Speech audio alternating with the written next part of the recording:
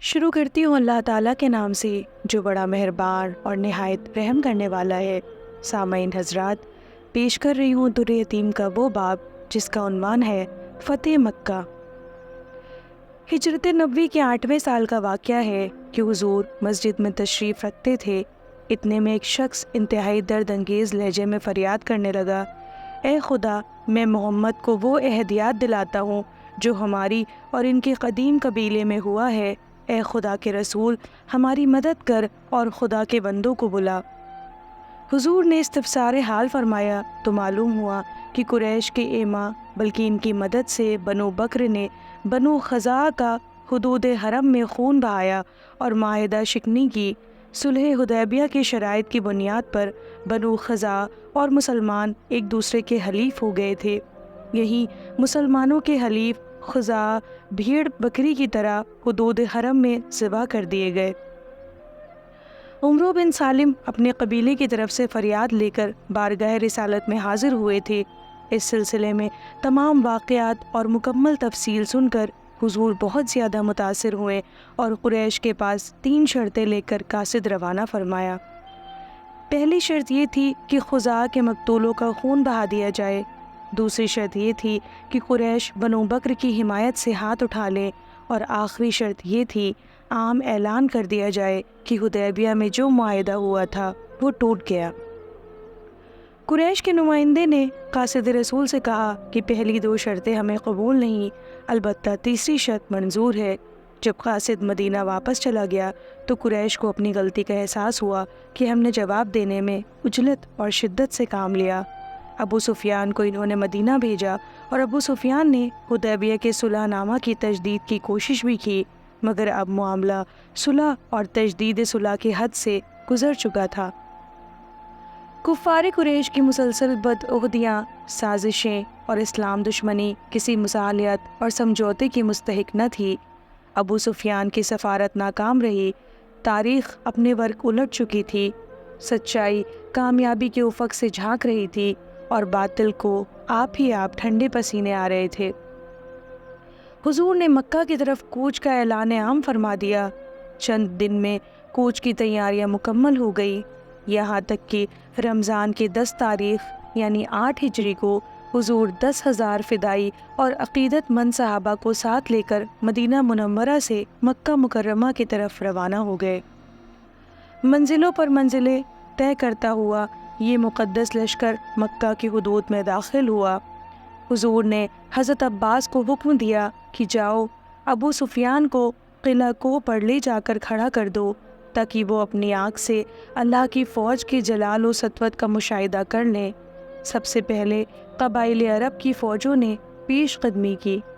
قبیلہ غفار کا علم سب سے آگے لہرا رہا تھا، پھر دوسرے قبیلوں کے باز سپاہی ہتھیاروں سے سجے ہوئے نعرہ تکبیر بلند کرتے ہوئے آگے بڑھے۔ ابو سفیان اس منظر کو دیکھ کر سہم سہم جاتا۔ تکبیروں کے پرجوش نعروں نے اس کے بدن کے رونگٹے کھڑے کر دیے۔ یا تو وہ زمانہ تھا کہ مکہ کی سرزمین مسلمانوں کے لیے یکسر تنگ ہو گئی تھی اور خدا کے پرستار انتہائی مظلومیت اور بے کسی کی زندگی بسر کر رہے تھے، یہاں تک کہ خود ذات مآب کو مکہ چھوڑ دینا پڑا، اور آج مکہ کی فضا میں اسلام کے پرچم لہرا رہے تھے۔ مظلومیت فتح اور غلبہ سے بدل گئی تھی، کفر چھپنے کے لیے پناہ ڈھونڈ رہا تھا اور باطل کی ستود سربا گریبا بلکہ خاک بسر تھی۔ تمام قبیلوں کے دستوں کے بعد انصار کی باری آئی۔ تلوار، نیزے، ترکش، زرہیں، علم اور سب سے بڑھ کر ان کا جوش مسرت، حسن خلوص اور جذبہ عقیدت، قریش اس اہتمام کو دیکھ کر کانپ گئے۔ یہ انصار تھے، رسول اور صحابہ کے مددگار، جنہوں نے مہاجرین کے ساتھ بھائیوں جیسا سلوک کیا، اسلام کی حمایت میں جو سدا سینہ سے پر رہے، مقدس جنگوں میں جن کی شجاعت اور جوش جہاد کے افسانوں سے تاریخ اسلام کے اوراق ہمیشہ مزین رہیں گے۔ قبیلوں کے تمام دستے ایک ایک کر کے گزر چکے تو سب سے آخر میں خود محمد مکی مدنی العربی کی سواری باد سواری مکہ سے گلی کوچوں کو مہکاتی ہوئی اور خاک کے ذروں کو میں و مہر بناتی ہوئی نظر آئی۔ حضرت زبیر بن العوام کے ہاتھ میں علم نبوی تھا اور حضور نے فرط تواضع اور جذبہ تشکر سے سر مبارک کو جھکا لیا کہ جبین مبارک کجاوے سے لگ گئی۔ جس وقت انصار کا لشکر مکہ میں داخل ہوا تھا تو حضرت سعد بن عبادہ جیش انصار کے علمبردار تھے۔ ان کے منہ میں جوش کی حالت سے نکل گیا تھا کہ آج گھمسان کا دن ہے، آج کعبہ حلال کر دیا جائے گا۔ اس جملے کو جس قریشی نے سنا لرز گیا۔ ابو سفیان نے جب کوکبہ نبوت کو دیکھا تو ڈرتے ڈرتے شکایت کے لہجے میں پکارا، آپ نے سنا عبادہ کے بیٹے سعد انصار کے علمبردار نے کیا کہا تھا؟ حضور نے فرمایا، سعد نے ٹھیک نہیں کہا، آج تو کعبے کی عظمت کا دن ہے۔ اس ارشاد کے بعد حضور نے حکم فرمایا کہ جیش انصار کا علم سعد بن عبادہ سے لے کر ان کے بیٹے کو دے دیا جائے۔ بام حرم پر معصوم کبوتر مسرت سے رقص کر رہے تھے کہ آج کعبہ کی تطہیر کا دن تھا۔ ہجرت کے دن سے لے کر آج تک عرض حرم کا ذرہ ذرہ دلگیر تھا، مگر اب ان کے دن پھر گئے تھے۔ بے جان ذروں کے منہ میں زبان آ گئی تھی اور گویائی بھی زبان حال سے عرض کر رہے تھے، کوڈ حضور جب سے آپ یہاں سے تشریف لے گئے ہیں ہم پر مسرت کی ایک سحر بھی طلوع نہیں ہوئی۔ ہم اسی دن سے سرکار کی راہ دیکھ رہے ہیں۔ ہم پر کیسے کیسے سخت وقت گزرے ہیں اور کیسی کیسی بھیانک خبریں ہم تک پہنچی ہیں۔ کبھی یہ کہ احد کی جنگ میں محمد ابن عبداللہ کو شہید کر دیا گیا، مسلمانوں کی ترکی تمام ہو گئی۔ کبھی یہ کہ مدینہ کے یہود اور منافقین نے گاجر مولی کی طرح صحابہ کو کاٹ ڈالا، اور کوئی دن یہ بھی سن لینا کہ عبد المطلب کے گھر کا چراغ بھی گل ہو گیا۔ اور حضور آپ سے جنگ کرنے کے لیے جب کفار قریش گزرے ہیں تو ان کے جوش و خروش کے مناظر دیکھ دیکھ کر ہم سہمے جاتے تھے اور اللہ سے دعا کرتے تھے کہ بار الہ اپنے نبی اور انسانیت کے غمخوار نبی کی مدد فرمانا۔ اللہ نے ہم ناچیز ذروں کی سن لی۔ حضور تشریف لے آئے، قریش کے فخر و غرور کے جھنڈے آپ ہی آپ سرنگو ہو گئے۔ انکوڈ قریش مسلمانوں کی فوج دیکھ کر سراسیمہ اور بدحواس ہو گئے۔ مقابلے کی کسی میں ہمت نہ تھی۔ ان کے بازوئے شجاعت آج شر ہو گئے۔ تلواروں کے جوہر آپ ہی آپ دھندلے ہوئے جا رہے تھے۔ جرأتیں جواب دے رہی تھیں اور عرب کی آبائی غیرت پر اوس سی پڑ گئی تھی، مگر اس حالت میں بھی قریش کی ایک ٹولی سے ضبط نہ ہو سکا۔ اس نے ہمت کر کے حملہ کیا اور قرظ بن جابر فہری اور حبش بن اشر 2 صحابیوں کو شہید کر دیا۔ حضرت خالد تلوار چلانا نہیں چاہتے تھے۔ وہ دیکھ چکے تھے کہ سعد بن عبادہ کے یہ الفاظ کہ آج گھمسان کا دن ہے، کعبہ آج حلال کر دیا جائے گا، رسول اللہ کو پسند نہیں آئے، مگر جبکہ دوسری طرف تلواریں اپنا کام کر رہی تھیں۔ طرح دے کر خاموش بیٹھے رہنا اور مارکہ جدال و قتال سے صرف نظر کرنا بھی کسی بھی طرح مناسب نہ تھا۔ خالد نے بھی تلوار کا جواب تلوار سے دیا، یہاں تک کہ کفار میدان سے بھاگ نکلے۔ ان کے 13 آدمی کام آئے، مقتولوں کی لاشیں بھی وہ ساتھ نہ لے جا سکے۔ خالد کے تیور عتاب آلودہ تھے، ننگی تلوار پر کافروں کے لہو کا غازہ ملا تھا۔ حضور نے خالد سے باز پرس فرمائی۔ خالد اور دوسرے صحابہ نے پورا واقعہ بے کم و کاست بیان کر دیا۔ معلوم ہوا کہ جنگ کا آغاز کفار قریش نے کیا تھا، چھیڑ چھاڑ انہی کی طرف سے ہوئی، حملہ آور وہی لوگ تھے۔ مسلمانوں کو بدرجہ مجبوری مدافعت کے لیے تلوار اٹھانی پڑی۔ مسلمان خاموش رہتے تو خود عرض حرم میں بدر و احد کی تاریخ دہرائی جاتی۔ اس اطلاع کے بعد زبان نبوت سے ارشاد ہوا کہ حکم الہی یہی تھا۔ مکہ میں مقام خیف کو حضور کے قیامگاہ کا شرف حاصل ہوا۔ خیف بنو ہاشم کی مظلومیت اور بے کسی کی تاریخ اپنے سینے میں چھپائے ہوئے تھا۔ اب سے چند سال پہلے جب کفار قریش نے بنو ہاشم کا مکمل بائیکاٹ کر دیا تھا اور یہ خاندان خود رسول اللہ کے ذات گرامی سمیت جہاں محصور تھا، یہی وہ مقام تھا۔ کل کا محصور اور قیدی آج کا فاتح تھا۔ جنہوں نے اسے محصور کیا تھا اور قید رکھا تھا، آج وہ اس کی چشم کرم کے محتاج تھے۔ زمانہ کروٹ بدل چکا تھا، عرب کی تاریخ دوسرے انداز پر لکھی جا رہی تھی۔ اور کفار قریش کی عظمت کے ستارے اب جھلملا رہے تھے، بلکہ ڈوب رہے تھے۔ حق بہت دن تک مظلوم نہیں رہ سکتا، ظلم کی ناؤ صدا ایک ہی رخ پر نہیں بہہ سکتی۔ باطل پرستوں کو ایک مقررہ زمانے تک ڈھیل دی جاتی ہے۔ جب پاپ کا گھڑا بھر چکتا ہے تو ایک ہلکی سی موج اسے ڈبونے کے لیے بہت کافی ہوتی ہے۔ صدا سے یہی ہوتا چلا آیا ہے، یہ اللہ کے قانون کی سنت ہے جس میں کبھی تبدیلی نہیں ہوتی۔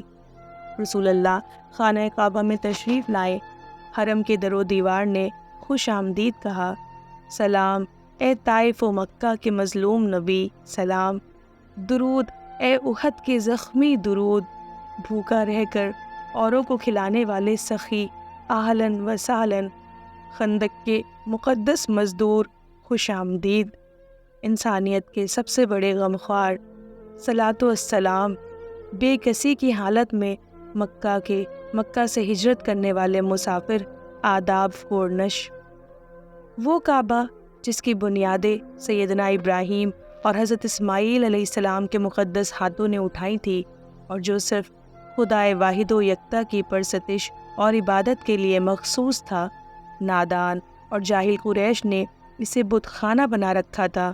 جگہ جگہ پتھر اور لکڑی کے بت نصب تھے اور دیواروں پر تصویریں بنی تھیں۔ حضور نے کعبے میں داخل ہو کر چھڑی سے ایک ایک بت پر ضرب لگائی، یہ آیت پڑھتے ہوئے، جاء الحق وزہق الباطل ان الباطل کان زہوقا، حق آ گیا اور باطل مٹ گیا، اور باطل مٹنے کے لیے ہی تھا۔ بت ٹوٹ ٹوٹ کر زمین پر گرنے لگے، جن کے روبرو صدیوں قریش کی پیشانیاں خم ہوئی تھیں، آج وہ خود زمیں بوس بلکہ پامال ہو رہے تھے۔ اس منظر کو دیکھ کر حجر اسود مسکرا دیا، میزاب رحمت کی خوشی کے مارے باتشیں کھل گئیں، اور حتیم مسرت کے اثر سے جھومنے لگا۔ کفار مکہ نے کعبے کی دیواروں پر پیغمبر اور فرشتوں کی تصویریں بھی اپنے وہم و خیال کے زور سے بنا دی تھیں۔ ان میں حضرت ابراہیم اور حضرت اسماعیل کی تصویریں بھی تھیں۔ دکھایا یہ گیا تھا کہ دونوں مقدس پیغمبروں کے ہاتھوں میں قمار بازی کے تیر ہیں۔ حضور نے ان تصویروں کو مٹاتے ہوئے ارشاد فرمایا، یہ قوم نہیں جانتی کہ انبیاء ہرگز جوا نہیں کھیلتے۔ مکہ میں داخل ہوتے ہی اعلان فرمایا گیا، اول جو شخص ہتھیار ڈال دے گا اس کے لیے امان ہے، دوم جو شخص دروازہ بند کر لے گا اس کے لیے امان ہے، اور سوم جو شخص ابو سفیان کے یہاں پناہ لے گا وہ بھی اپنے کو مامون سمجھے۔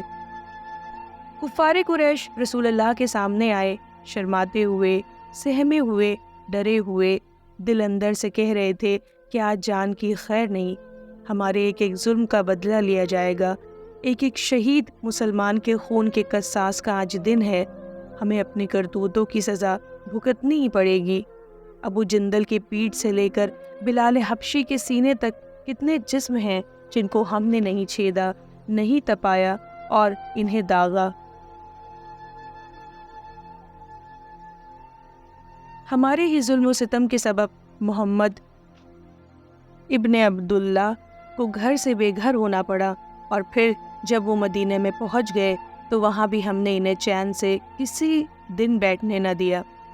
ہمارے ہی سردار ابو سفیان کی بیوی نے محمد کے پیارے چچا حمزہ کا کلیجہ چبایا تھا، اور ابن قمیہ ہمیں میں سے تو تھا جس کی تلوار نے ابن عبداللہ اور در یتیم آمنہ کے چہرے کو لہو لہان کر دیا تھا، مگر رحمت عالم نے فرمایا، لا تثریب علیکم اليوم اذهبوا فانتم طلقاء، ترجمہ، تم سے کوئی پوچھ گچھ نہیں، جاؤ تم سب آزاد ہو۔ بس یوں سمجھو کہ قاتلوں کو پھانسی کے تختے پر چڑھا کر اتار دیا گیا، تلواریں گردن کے قریب لا کر روک دی گئیں، موت کا فرشتہ حلقوموں کی طرف اپنا ہاتھ بڑھا چکا تھا کہ اسے تھما دیا گیا۔ انسانیت کی پوری تاریخ عفو درگزر کی اس مثال سے خالی ہے، یہ ہر کسی کی نہیں، صرف رحمت للعالمین ہی کی شان تھی، اور یہ وصف آپ ہی کے لیے مخصوص تھا۔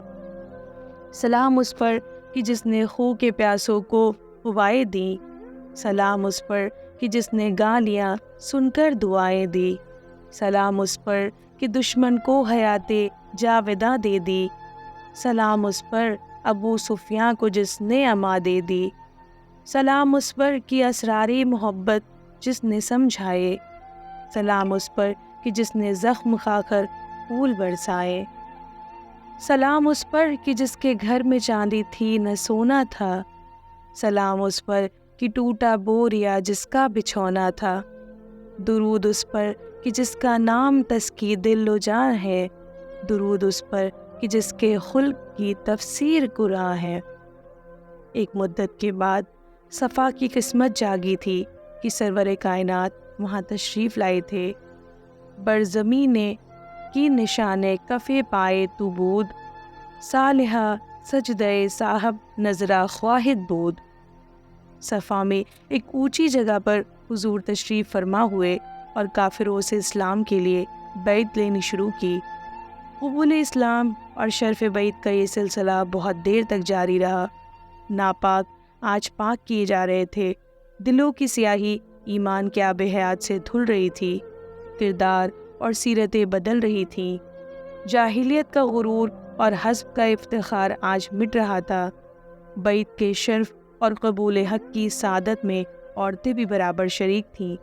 آج ان کی غلامی کی زنجیریں بھی کٹ رہی تھیں اور ان کی قسمت کا ستارہ بھی شرف و عزت اور احترام و محبت کے افق سے چمک رہا تھا۔ یہ محمد رسول اللہ تھے، نیکوں میں سب سے بڑے، پاک بازوں میں سب سے زیادہ پاک باز۔ حضور کی سیرت مقدسہ اور سوانح حیات میں یہ چیز کہیں نہیں ملتی کہ آپ نے کسی نامحرم عورت کا ہاتھ کبھی چھوا ہو۔ اس لیے فتح مکہ کے دن جب عورتیں قبول اسلام کے لیے حاضر ہوتیں تو حضور ایک پیالے میں دست مبارک ڈال کر نکال لیتے اور پھر عورتیں اس پیالے کے پانی سے اپنی انگلیاں بھگوتی۔ یہ عورتوں سے بیعت کا طریقہ تھا۔ سبحان اللہ۔ بہت شکریہ، جلد ملتے ہیں ایک اور باب کے ساتھ، تب تک کے لیے سنتے رہیے، خوش رہیے، پیار بانٹیے۔